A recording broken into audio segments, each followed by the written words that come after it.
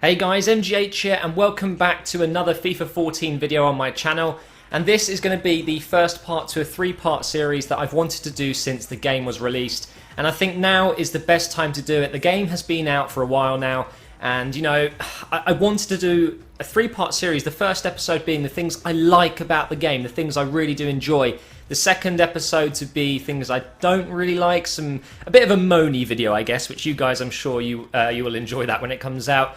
And then in the third episode, just improvements and things that I would like to see improved throughout this game's cycle, and then the next game that comes out. We're going to be playing as Everton in head-to-head seasons. I think Everton are, they're still unbeaten in the Premier League. They are one of the informed teams at the moment. They're looking pretty damn strong. And they have the Belgian beast Lukaku up front. You can roughly see my lineup there. It's just behind the searching for an opponent thing.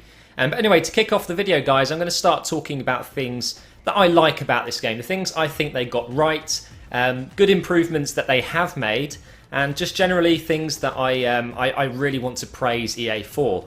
And the first thing I want to talk about is actually more gameplay orientated, I should say. Go on, McCarthy. Oh, it's freezing.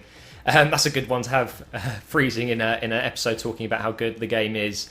I like the way this game feels more realistic. Now, what I mean by that is purely the gameplay, the way you pass, the way the players move. It just all feels a bit more like a real football simulation game and much less arcadey. Bear in mind, guys, I'm playing absolutely live right now, so I'm sorry if I don't focus because I'm doing a commentary. Looks like we're playing against Liverpool. Oh no, who are we playing against? I can't even tell right now. I need to turn the game down anyway. So yeah, I will try my best to get a good gameplay for you. We'll see how it goes. Wow, we've won it already. The reason I like it being more realistic is I'm much more of a simulation fan than an arcade fan. Go on, Lukaku. Come on, son. Oh, he's almost made it. So it was good to me that the game was slowed down. It does feel like more of a simulation. I think that is one of the pros of the game. Although, what I will say is some people, they don't like that. They don't like how the game feels a bit slower this year around. They don't like how, the passing takes longer. The first touch is a lot more heavy. The momentum with the players isn't as like light as it used to be. But I like that personally, and this is just a video talking about what I like about the game. And in the next two episodes, I'll be talking about some feedback from you guys as well. And Lukaku's got this. Come on, son. Oh, through ball. Come on. We got to score this, McCarthy. No. Oh, Trapper's made a great save there. Let's move on to the next thing, and that is the menus. So, I know they're a bit laggy. We'll go more into that in the next episode on things I don't like. But I do like the way they look. And I think one of the biggest improvements in this game was the menus. I think they've completely overhauled the game. It doesn't look like FIFA 13 one single bit in the menus, does it? It's a completely new, flashy, shiny, more like Ultimate Team everywhere in the game, which I wasn't a fan of when I saw the preview images, but now that I've gotten used to it, I do actually think the menus were a big step up. All we've got to, beast mode. All we've got to work on now, or EA need to work on, is just making them work a little bit smoother, because they are extremely laggy. But like I said, we'll get onto that in the next episode. But the reason I like the new menus, like I said, they do look nicer and they feel easier to use. Obviously they are a little bit slow, but they are actually separated nicely. You can actually see every single option on the screen. It's not like you have to scroll 7 pages to get to a certain tab. And I think in general the menus are much more improved and user-friendly. Right, the next thing was easier to customise. So this is a big thing for me. Although in FIFA 13 I didn't do any proper series on editing like teams like my unique team building series. But if I am going to do that on this game, it'll be so much easier, because the way they've started out this whole menu design is they've put things in the right place. So if you're looking to customise players, customise teams, anything really, it's all in the same area.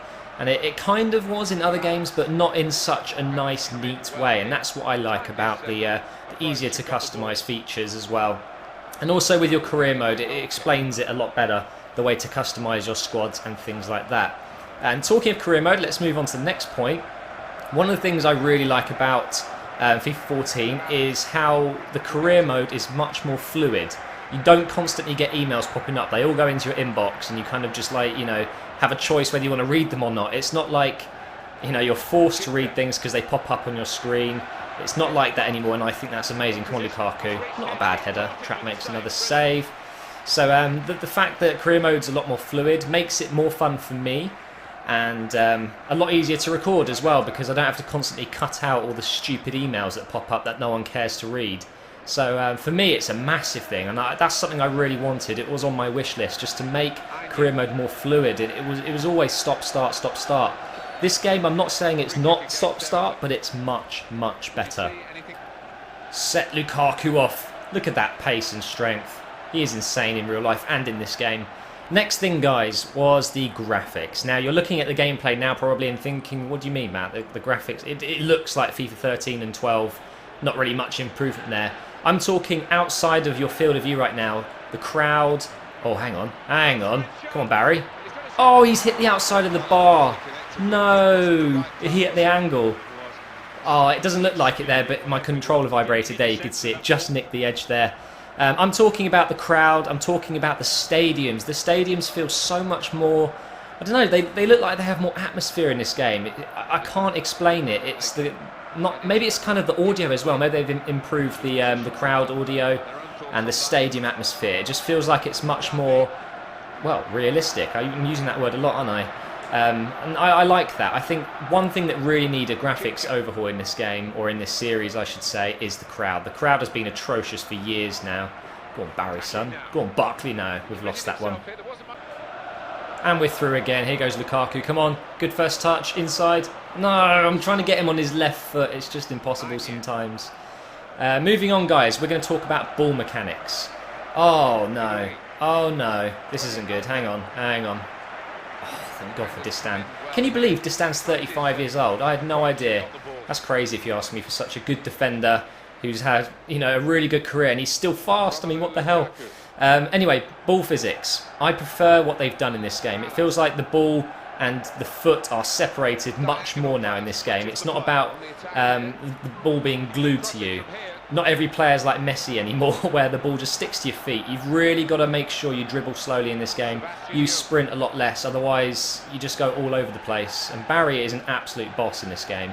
Who cares if you haven't got pace? It's his interceptions, they're just amazing. And I just can't break through this midfield. What the hell is going on? And it's not just like the mechanics with dribbling and stuff. It's when you shoot, the way the ball moves around in the air. You know, depending on where your player is facing, the ball will react differently to the type of shot. Here goes Morales. He's got pace to burn. That's a really, really nice tackle. Great tackle. Here we go. Cut inside here with a nice Ronaldo chop on his right foot. Jesus, this guy's defending is insane. But it looks like we're going to half-time soon, guys. Oh, not yet. Hang on. Oh, that was lucky. Go on, Barry. Go on, Barry. Sweaty. Sweaty. No, that was not going to work. But hang on. Oh, trap again. It hasn't been the best game ever, but I'm having some good chances here. But that will be half-time. So I was just mentioning ball mechanics. I want to move on to pure shot. So EA, every time they release a game, they've always got new features that they want to explain, or show off, I should say.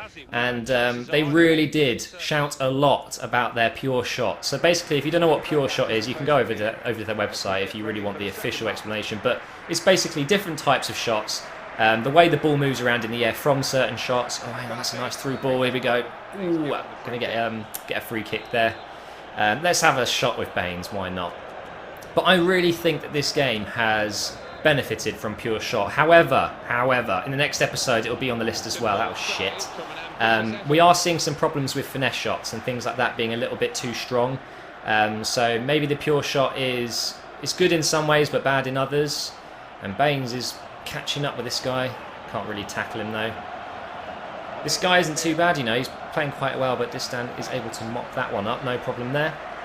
And I think with pure shot, what you're seeing is the variation of play in this game is bigger than ever. You see so many different types of goals. It's not just your odd, you know, like in FIFA 13, every goal was fucking near shot, near post OP bollocks. Come on, fucking hell, Barkley, getting out muscled there. And Baines has won it back. Go on, Barry. Is that a free kick? No, it's not. I'm going to get it back. God damn it. There we go. Got it back. No, I haven't. I've lost it again. Got it back. And I've lost it again. And lost it. Oh, I'm sorry. I'll carry on. Right. Ultimate team features. We'll move on from pure shot. You guys know what I mean about that, but I do like the pure shot feature that they've introduced into FIFA. But now we're going to move on to Ultimate Team and the new features they've brought into that. I won't talk about all of them because some of them are, you know, obvious and they are, wow, that was close. One thing I want to talk about is the compare price option. So if you're going to go ahead and put a player up on the transfer list, up on the market, before you do so, you can actually compare price with just one click of a button and check out all the other players that are on the market, and therefore, you know, if you need to undercut. That is such an underrated improvement, because how many of you guys have tried to sell a player and just not sold it because you couldn't be bothered to go ahead and search the player's value yourself, and then you've obviously put it up for too high or too low, and it's been sold to, like, you feel like you haven't got enough money for him? Well, that is no longer going to be an issue, because all you have to do is press one button and you find out how expensive a certain player is, or how cheap in some cases. The other thing I really like is the new searching feature, the way you can search for players using names, just their club and stuff like that. Obviously you could do that before, but the search engine is much better this year, much more refined, and I need to focus here because this could be a goal. Come on, Baines. That is, oh, so close. Pace. So guys, everyone has been complaining over the last few years about the pace in FIFA, saying that, you know, small, agile and quick players were overpowered in features like, or in game modes like Be a Pro or Pro Clubs. Everyone would be little quick midgets and it'd be impossible to play against. Well, I'm not going to say it's fixed, but it's definitely less prominent in this game. You can get away with playing players like Barry. He's actually pretty decent. There you go. You can actually get away with it. I've seen players like Terry running the same pace as Aguero in this game, which you could say is a bit bullshit. But it's a game, remember, and it has to be fair.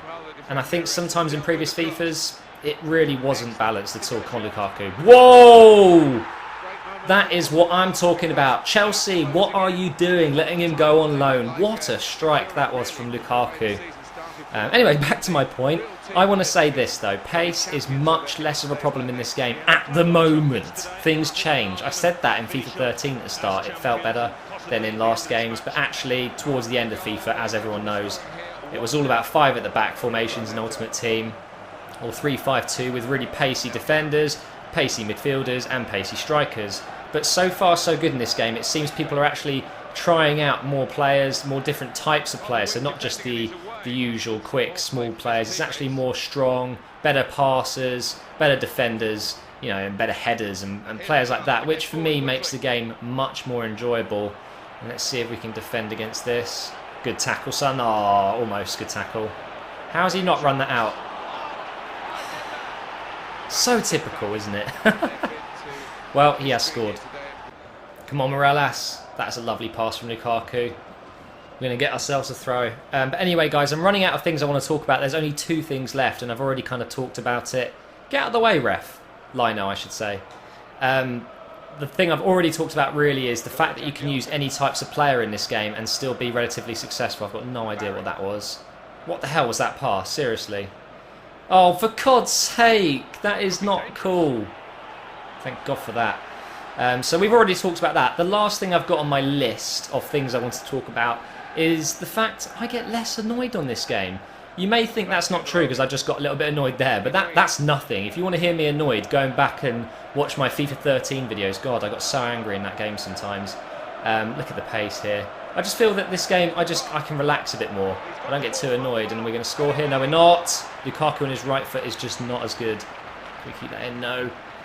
So I want to make this a question almost. So far, since this game has been out, guys, do you find yourself getting less annoyed or more annoyed than before? Because I have seen on Twitter some directors saying they get more angry on this game. I think it was Nepenthes who said it first, that he's just getting extremely angry on this game compared to other FIFAs. Whereas me, and I've seen some other commentators, are saying that it's just much more relaxed. Lukaku's through. No, ref, no! No! That must have been so close. Oh, come on, it's the Spanish flag, for Christ's sake. You've got to let me off with that. So why would I be less annoyed? I think it just feels like this game is less competitive. If you remember when FIFA 13 came out, they obviously removed single matches, so everything felt more competitive straight away. It felt like everything you were doing was going towards your record. It was about going up in the leagues, the divisions. Now you have the choice to, play a single match in Ultimate Team, which definitely helps make it feel less competitive, because some people just want to play a game, enjoy it, and not worry about what kind of rating they're going to get after the game. That's a lovely run. Come on, Barkley. Come on. No! My God, I cancelled that shot ages ago. What is going on, eh? Come on. Ah, this is so difficult to get the ball off him. He's a really good player, this guy, and he's not with the strongest team. And he's doing well against a good Everton side here, so got to give credit where credit is due. So yeah, there is an element that the game isn't as competitive as before, but also I think because my play style kind of fits more into this game with the slow-paced feel to it, I think I just generally get less pissed off at this game. And let's see if we can get ourselves a 90th minute goal here, because it's very close to the end of the game. And if anyone's going to cross a goal in for Lukaku, it's Baines. That is a really good cross. Oh my God, come on Barkley. I think that's going to be it, guys. Is it? No. Is he going to get a 90th minute goal? Tell me not. I've been defending okay for this whole game. Don't ruin it now. I saw that. Yeah, that will be it now. Game over. No? Yes? Ref. There we go. Well, there you go, guys. That's the first video of 3 episodes where I've been talking about what I like, and then soon will be what I don't like and improvements. So thank you for watching this video, and I'll see you in the next episode pretty soon. Let me know on Twitter, what don't you like about the game, and maybe I'll include it.